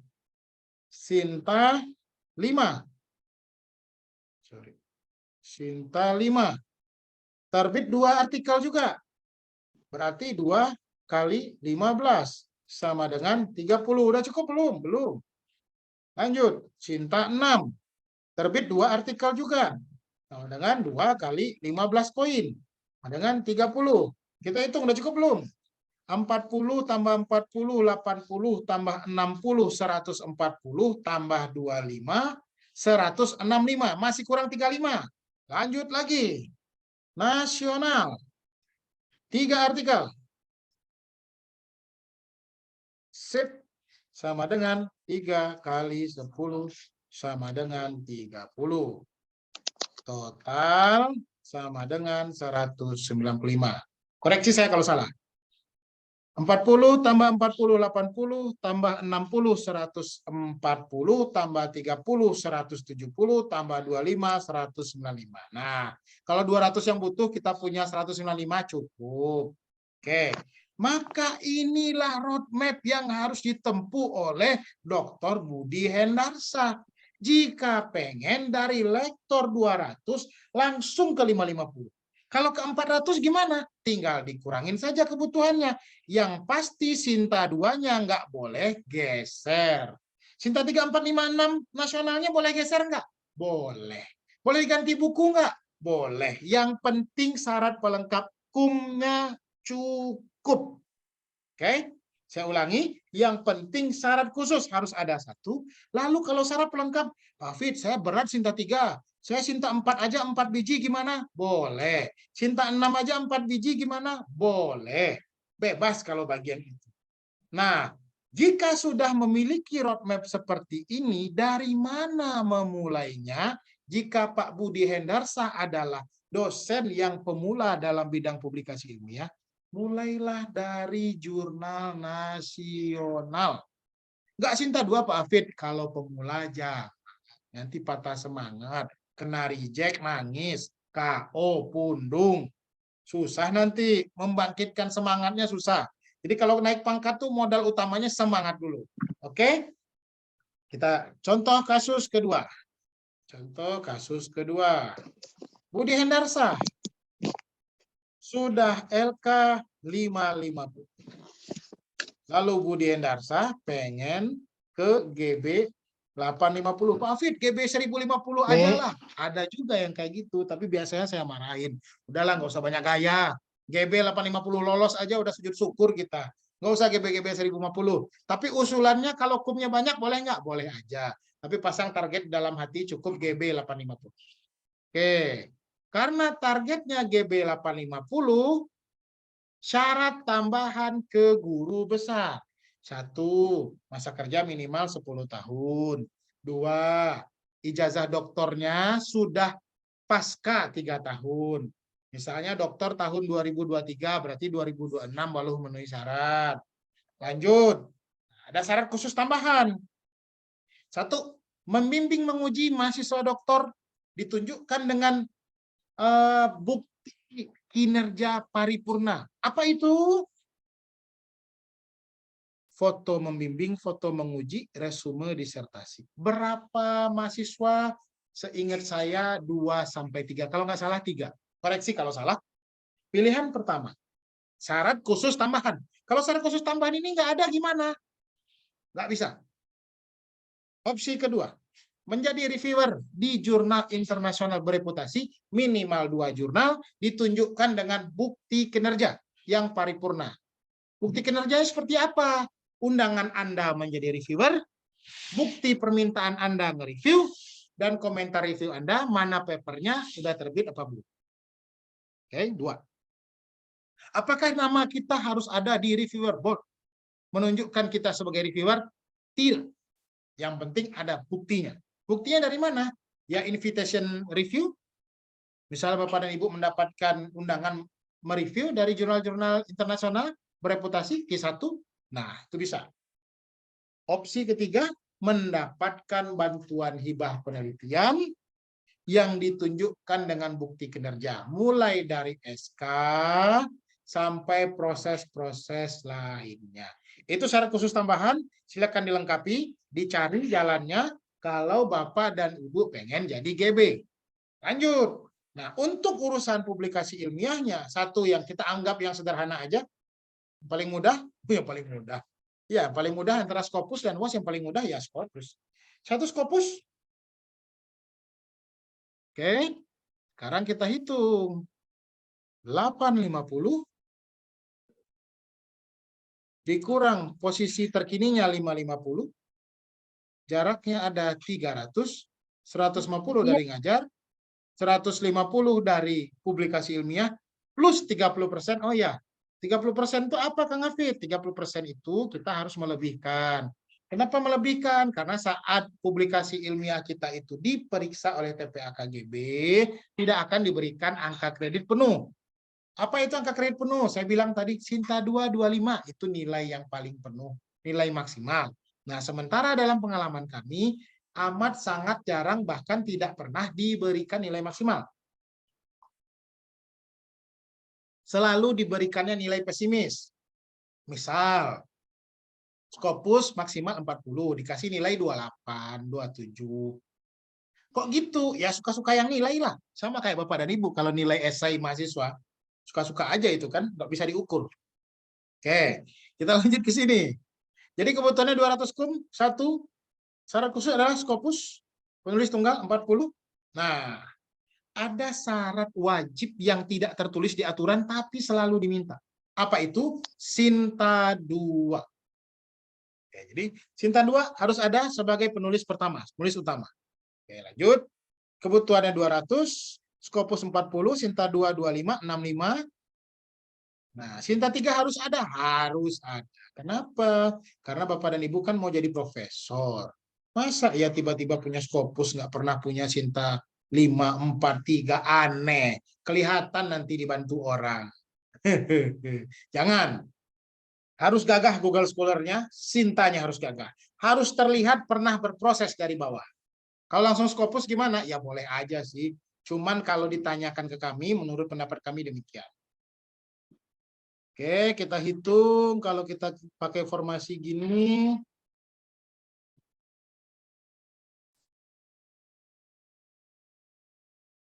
(40 tambah 25, 65, 65 tambah 20 itu 85, 85 tambah 40, 125, tambah 30, 155, tambah 30, 185, berarti ini cukup 2 atau 1. Nah,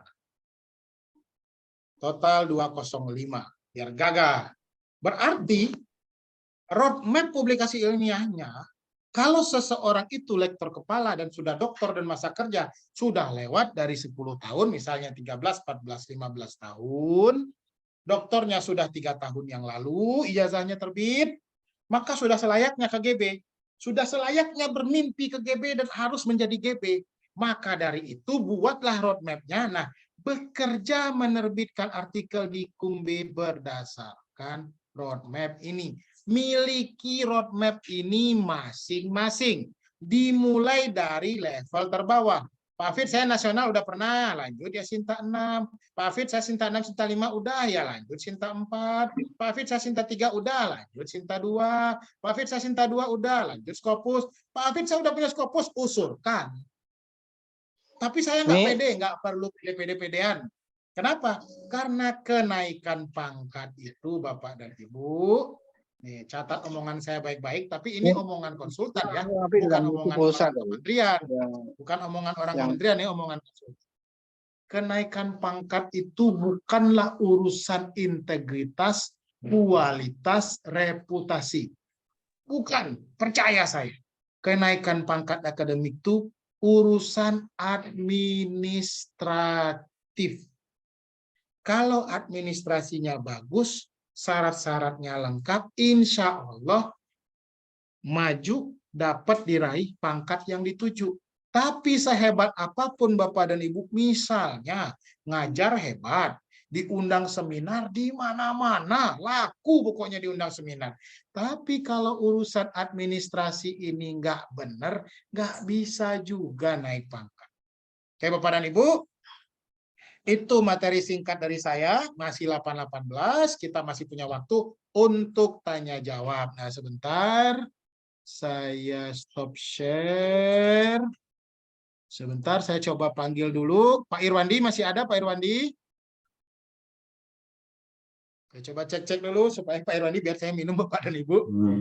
Biar Pak Irwandi yang mengendalikan atau moderatori untuk tanya jawab. Pak Irwandi masih ada? Halo, Pak Irwandi? Nggak ada. Enggak ada. Oke, kalau Pak Irwandi nggak ada, saya akan handle sendiri. Saya coba terlebih dahulu dari pertanyaan yang ada dari room chat. Dari room chat. Oke, Bapak dan Ibu. Wah, ini ada yang iklan-iklan ya. Ini kalian terus. Bentar.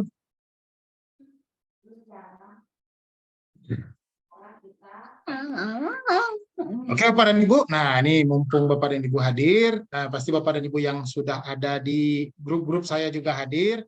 Kemarin baru-baru ini saya info-info aja di luar topik kita. Baru-baru ini kami di DM dan WA oleh seseorang, saya lupa namanya, salah seorang dokter kulit di Aceh, lalu menyampaikan, Pak, saya terbit lewat Bapak, tapi belum terbit-terbit. Gimana ini, Pak? Lalu kami periksa, oke Bu, mana LOA-nya, mana invoice-nya, mana bukti bayar, mana dan lain-lainnya. Ternyata setelah dicek, bukan jalur kami. Saya lupa nama penerbitnya apa. Atau ada admin di sini, admin Go Akademika, saya pengen tahu kemarin apa namanya yang ngaku-ngaku mencatut nama Go Akademika. Silakan.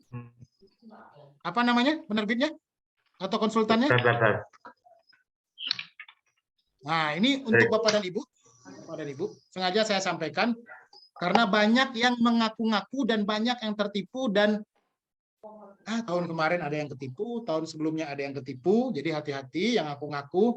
Kami tidak bekerja sama dengan lembaga manapun kecuali kami umumkan.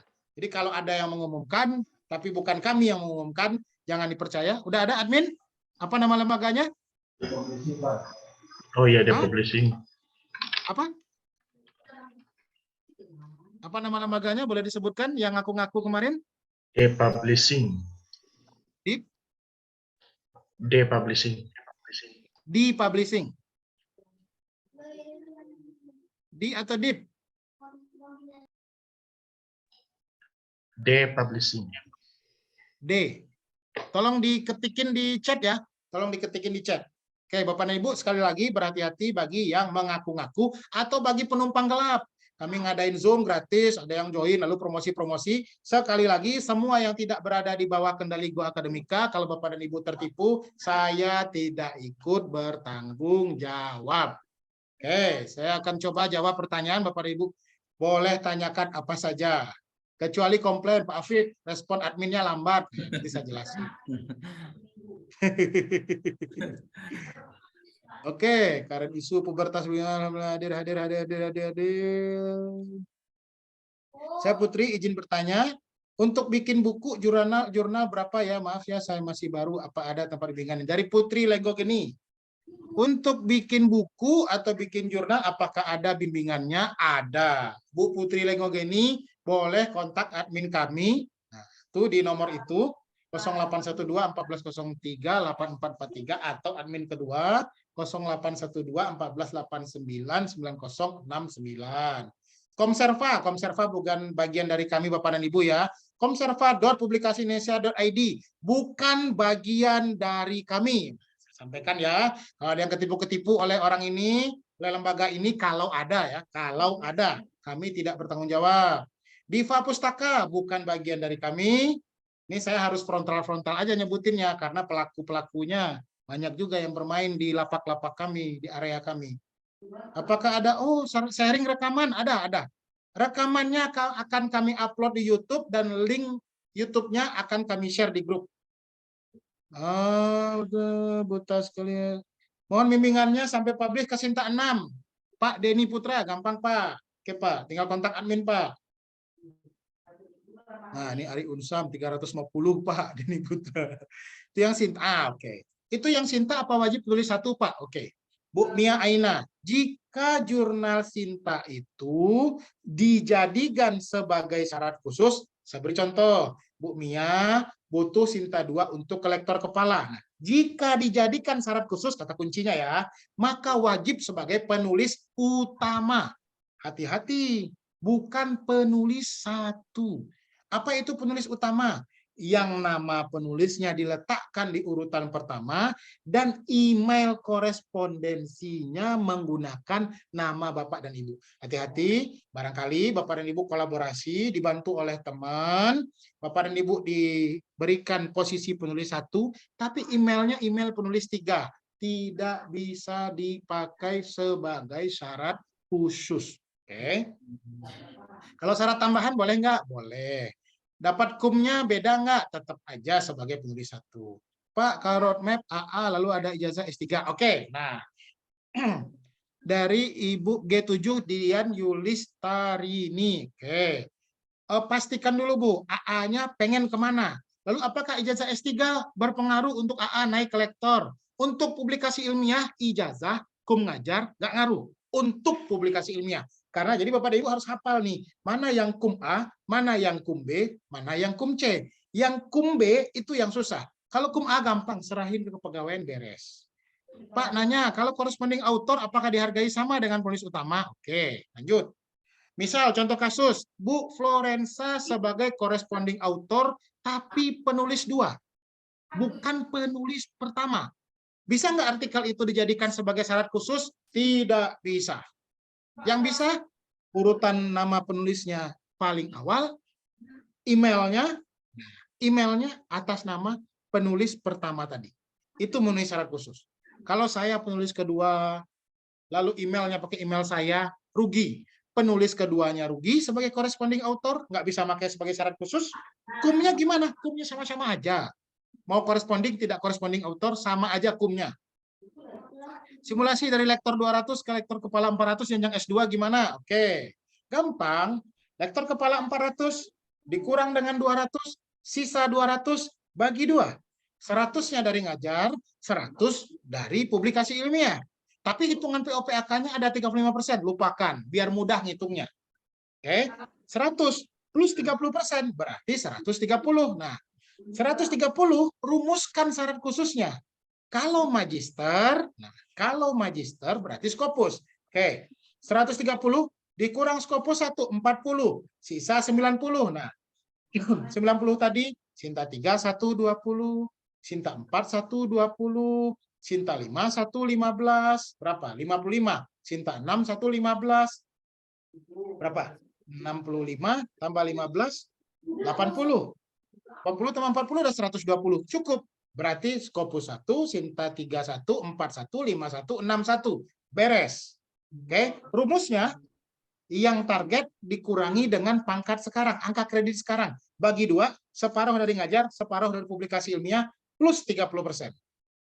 Oke, lanjut. Lektor 200 golongan 4B ke lektor kepala, lektor 200 golongan 4B. Ke lektor kepala. Oke. Ketika Bapak dan Ibu ngurus naik pangkat akademik, lupakan 3A, 3B, 3C, 3D, 4B, 4A, 4B, 4C, 4D, lupakan. Lupakan aja itu, nggak ngaruh. Lupakan. Fokus kemana? Fokusnya ke lektornya sama ke angka kreditnya. Oke, lupakan aja itu. Lupakan. Kenapa? Karena itu akan bikin pusing nanti pas ngitung. Itu juga nggak akan dihitung nanti. Jadi yang dilihat itu lektornya, lalu angka kreditnya, jabatannya angka kreditnya. AA ke lektor, doktor gimana caranya? Doktornya lupakan aja, karena itu kum A. Bu Rokayah ini. Gampang, lektornya ke lektor berapa Bu? Anggap lektornya ke lektor 200. Ibu AA 150, ke lektor 200, berarti ada selisih 50. Gampang, cuma 50. Bagi 2, 25 dari ngajar, 25 dari karya ilmiah. 25 tambah 30%, sekitar berapa ya? Sekitar anggap 10 aja. Berarti kum yang dibutuhkan 35. 35 gampang. Sinta 41, Sinta 51. Beres urusan. 2 publikasi, langsung lektor 200. Gampang. Oh, depublishing. Oke, depublishing Bapak dan Ibu ya, yang dipermasalahkan tadi oleh orang yang melapor ke kami. Oke, lanjut. Saya lektor 300 mau ke LK 400, saya masih S2. Saya sudah punya buku ajar 3. Oke.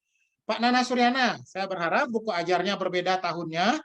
Berarti dari buku ajar aja setidaknya Bapak sudah punya 75. Hitungan saya ya. Boleh komplain, kenapa nggak 120? Tapi hitungan saya 25 per buku. Bukunya buku ajar. Nah, kita anggap bukunya memenuhi syarat untuk buku ajar. Hukumnya 75. 400 kurang 300, selisihnya hanya 100, Pak. Karena selisihnya 100, gampang banget. Bagi 2, 50 dari ngajar, 50 plus 30% dari publikasi ilmiah. Berarti 50 kita tambahkan 15 saja. 65. Karena Bapak S2, Bapak butuh Scopus 1. Scopus 1 saja ditambah buku Bapak tadi sudah memenuhi syarat ke lektor kepala 400. Lengkap Pak, Scopusnya urus. Bapak urus Scopus reguler itu sekitar 1 tahun sampai 2 tahun terbit. Sudah ajukan ke lektor kepala. Beres. Tapi jangan kaget, ada pengembalian. Pak, Unpati Bu Elna Patinaja, Pak, saya hubungi admin tapi responnya lambat banget. Betul Bapak dan Ibu. Bapak Ibu hubungi saya, responnya lambat. Tapi respon di admin itu lebih cepat daripada respon saya. Kenapa? Karena admin nongkrongin WA itu dari 9 pagi sampai 9 malam. Kok masih lambat Pak Hafid? Ya itulah kelemahan kami Bapak dan Ibu. Lambat itu kenapa? Ya karena banyak yang WA. Karena banyak yang nanya, karena banyak yang konsul. Dan karena konsulnya gratis, jadi banyak yang nanya. Nah, itu ya, Ibu Elna Patinaja. Jadi Bapak dan Ibu, kalau nge-WA admin saya, jangan patah semangat. WA sekarang nggak dibalas, WA lagi, nggak dibalas, WA lagi, nggak dibalas, WA lagi. Kenapa demikian? Karena besar kemungkinan WA-nya tenggelam. Saya mohon maaf atas respon admin kami yang lambat, tapi nggak disengajain. Ngapain disengajain? Kan nggak masuk akal. Lanjut. Pak, dari Bu Sih Parmawati, Akademi Tekstil, Surakarta kayaknya. Oh ya, Surakarta. Lektor 300 mau ke LK, buku ISBN 1, mudah-mudahan buku Ibu buku ajar, 25, Sinta 5, 1, 15, 25 tambah 15, 40, Nasional 1, 10, 25, 15, 40, 10, 50, penulis 3, Sinta 3, 1, berarti 4, hukumnya 4. 25, 15, 40, tambah 10, 50, tambah 4, berarti 54. Nah, mau ke LK. Saya anggap Ibu Bu Siparmawati, saya anggap Ibu Bu Siparmawati kalau masih aktif, Ibu doktor atau magister, Bu? Magister, Pak. Oke, magister. Nah, karena Ibu magister, maka Ibu wajib Scopus. Misalnya Ibu mau ke LK 400, gampang. Terbit Scopus 1, beres urusan Ibu langsung. Ibu mau ke LK 550, baru tambahin syarat pelengkap. Tapi kewajiban Ibu, karena Ibu magister, Scopus sebagai penulis utama. Itu ya Bu, itu yang kurang berarti. Kalau dari ini, Ibu maju ke LK 400, cukup terbitin ke Scopus 1, sudah cukup ajukan. Terima kasih, Pak. Sama-sama, Bu. Oke, lanjut. Yang nomor akhir 3235 apa nomor Pak Hafid? Sebentar. Saya cek dulu ya. Jangan-jangan nomor Pak Agus. Admin juga, tapi admin konferensi. Admin yang ngurus pertemuan ilmiah. Sebentar, saya cek.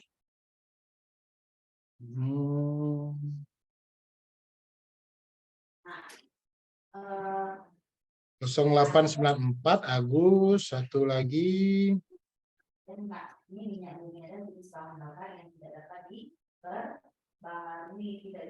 Satu lagi, CS konsultasi Agus. Oh iya, betul Pak. 081364653235 itu Pak Agus, admin yang ngurus-ngurus pertemuan ilmiah semacam ini. Betul Pak Nurzen, terima kasih sudah dikonfirmasi. Kita lanjut. Bu Dian, terima kasih sharing record Zoom-nya nanti. Siap. Semoga jadi amal jariah Bapak dan tim. Amin ya Allah. Simulasi Pak, lektor 200 ke lektor kepala 400 jenjang S2. Oke. Lektor 200 ke 400. 400 kurang 200, sisa 200 bagi 2, 100 dari ngajar. Nah, 100 plus 30% dari karya ilmiah. Berarti dibutuhkan sekitar 135. Karena S2 butuh Scopus 1. 135 kurang 40. Sisa 95. 95 itu Sinta 3120, Sinta 4120, Sinta 5115, Sinta 6115. 15 30 tambah 40 70. masih kurang 25 lagi, tambah nasional 2. Maka kesimpulannya, Skopus 1, Sinta 31, Sinta 41, Sinta 51, Sinta 61, nasional 2. Pak Rio Sundari. Mudah-mudahan lancar naik pangkatnya. Mas Afid, karena ini 12 kali pertemuan, sertifikatnya jadi satu saja dicetak sesuai pengisian BKD. Enggak, Pak. Enggak disetujui usul Pak Fahri ya. Per pertemuan satu sertifikat. Lanjut, oh ya, itu link sertifikat udah di-share di grup oleh Pak Adlan. Silakan Bapak dan Ibu isi. Lanjut, Kang Afi, mau nanya korelasi. Oke. Dari Ibu Nurul Widiawati. Mau nanya, korelasi antara ijazah S3, tema disertasi, dan FAK. Mungkin maksudnya PAK wajib kali ya. Oke, kita bahas soal linearitas. Linearitas dalam, nah oke ya, ini enggak keseluruhan nih. Linearitas dalam kenaikan pangkat adalah 1. Ijazah terakhir linear dengan SK ngajar, linear dengan topik publikasi ilmiah. Contoh, Doktor, sebentar, ini siapa yang enggak mute? Jadi, oke. Ya, lanjut. Contoh, Doktor Hadis. Doktor Hadis. Ngajar di sosiologi. Mata kuliah hadis sosial. Publikasi ilmiah terkait hadis-hadis sosial atau problematika sosial dalam tinjauan hadis. Bisa enggak itu disebut linear? Linear. Bisa enggak untuk guru besar? Bisa. Sudah jadi guru besar orangnya? Sudah jadi guru besar. Bisa ya. Apalagi doktor ilmu pendidikan, ngajar di prodi pendidikan, nulis soal pendidikan, dah linear. Oke, lanjut. Pak Dr. Haji Dasmadi, lektor 300 ke LK 700, ijazah S3. Nah, ijazah S3 belum digunakan. Nah, ijazah S3 belum digunakan itu kalimat untuk KUM-A. Jadi, S3 udah digunakan, belum digunakan, nggak ada hubungannya dengan KUM-B. Itu urusannya dengan KUM-A, dengan ngajar dan pendidikan. Lektor 300 ke 700, kita punya jarak 400, Pak Dasmadi. Nah, ingat-ingat Pak, saya nggak catatkan. 700 kurang 300 dapat 400, Pak. 400, 200-nya dari ngajar, 200-nya publikasi ilmiah.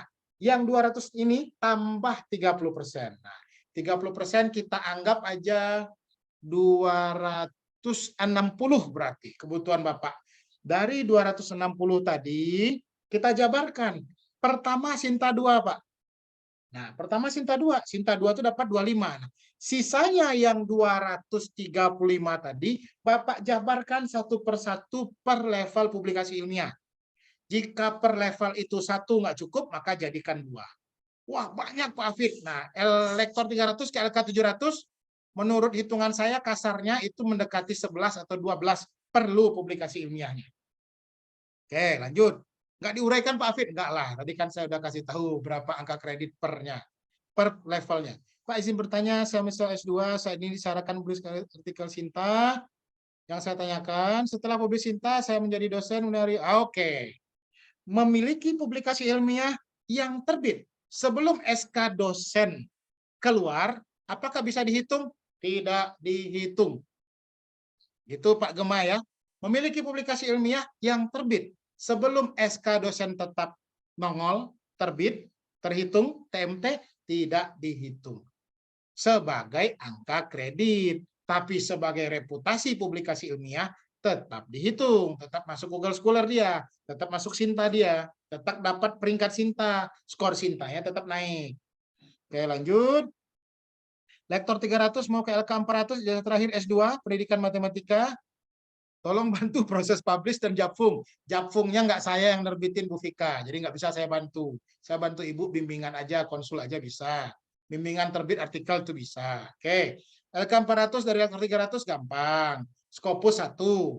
Nah, setelah Skopus 1, Sinta 3, Sinta 4, satu biji udah cukup. Lanjut. Nah, mantap nih Bu Nurul Widiawati. Saya LK 700 mau ke GB. Roadmap-nya gimana? Gampang, Bu. 700 ke 850 itu paling gampang. Itu ibarat bola udah di kotak penalti. Tinggal tiup fluid, tendang, gol.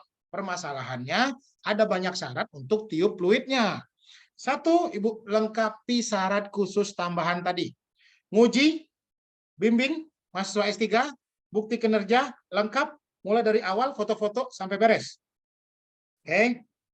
Atau reviewer di 2 jurnal bereputasi, bukti kinerja lengkap mulai dari undangan mereview sampai ke bukti reviewnya. 2. Atau mendapatkan bantuan penelitian sebagai ketua. Oke, itu syarat khusus tambahan. Nah, syarat khusus utamanya adalah 1. Menerbitkan artikel sebagai penulis utama di jurnal bereputasi, Scopus atau WOS, dapat KUM 40, sisanya Ibu Sinta 21, Sinta 31 beres. Ya Bu ya. Scopus 1, Sinta 21, Sinta 31 beres. Bu Nurul. Lanjut, ajukan Bu. Kalau udah lengkap ajukan Bu. Mulai dari yang paling gampang. Bantu jawab Mas Gemma. Oke, matur Pak nuwun. Fahri Amin. Oke, sama-sama Ibu. Lanjut. Syarat khusus Scopus itu harus berpatokan pada Ki atau tidak, Pak Rio Sundari? Tidak. Aturan Ki udah dihapus, Pak. Patokan kemana? Patokan ke impact factor. Unpati Elna, Pak, bolehkah dibantu untuk syarat khusus lektor ke LK untuk Scopus? Bisa. Itu mah kontak admin. Kalau lama harap maklum, sabar, dan harus gigih. Sepertinya LK 700 aja, Pak Nana. Lanjutkan, Pak. Jangan berhenti, Pak. Pak Jahirin, teman-teman pejuang Jafung. Oke, siap. Semua pertanyaan dari room chat sudah dibahas. Sudah 8.40, sudah dapat bonus 10 poin. Oke, Bapak dan Ibu yang sudah bertanya, sekali lagi terima kasih. Saya tidak akan menjawab Oke, pertanyaan penting. Pembagian KUM antara penulis 1, 2, 3. Oke. Jika Bapak dan Ibu terbit artikel lebih dari 1 penulis, cara menghitung sederhana ya. Ini cara menghitung sederhana. Tidak akurat, tapi mendekati kebenaran. Penulis 1 dapat separuh angka kredit. Misal, Scopus penulis 1 dapat separuh atau sebetulnya lebih dari separuh sih. 40 dapat 22. 40 dikurang oleh penulis 1 jatahnya habis 22. Sisa 18. Nah, yang 18 itu dibagi rata. Dibagi rata ya, bukan berurutan. Dibagi rata oleh penulis berikutnya. 2, 3, 4, 5. Tergantung berapa jumlah penulisnya. Cuman saya juga dengar kabar-kabarnya kalau 6 penulis ke-6 nggak dapat KUM. Cuman saya nggak percaya. Saya percayanya penulis 2, 3, 4, dan seterusnya sisa dari KUM tadi dibagi. Nah, begitu Pak M. Nur ZS. Oke Bapak dan Ibu, terima kasih. Kita tutup pertanyaan. Nah, Bapak dan Ibu yang ingin bertanya melalui audio nanti aja. Cukup lewat room chat saja. Sekali lagi saya ingatkan, Bapak dan Ibu yang ingin mengambil sertifikat, ingin mendapatkan sertifikat, bagi yang membutuhkan, silahkan diisi formnya. Kalau telat ngisi form nanti boleh ke grup. Nah, lalu rekaman kegiatan ini akan saya share, akan saya upload di YouTube, lalu link YouTube-nya akan saya share juga di grup. Sekali lagi terima kasih atas waktu dan partisipasi dari Bapak dan Ibu. Saya mengucapkan mohon maaf jika ada penempatan kata yang kurang pas. Mohon dimaklumi, mohon dimaaf. Semua yang benar datangnya dari Allah Subhanahu wa taala. Segala yang salah datangnya dari diri saya sendiri. Sekali lagi kita berdoa, mudah-mudahan apa yang kita lakukan pada malam hari ini dari jam 7 tadi menjadi amal ibadah, menjadi bagian dari jalan jihad bagi kita. Demi apa? Demi keluarga masing-masing, demi nusa dan bangsa, demi memajukan pendidikan di Indonesia. Kita tutup. Alhamdulillahirabbil alamin. Wabillahi taufik wal hidayah. Assalamualaikum warahmatullahi wabarakatuh. Waalaikumsalam warahmatullahi wabarakatuh. Atur nuhun Kang Apit. Barokallah Kang Apit. Terima kasih Pak Apit. Terima kasih, Pak. Terima kasih Bapak.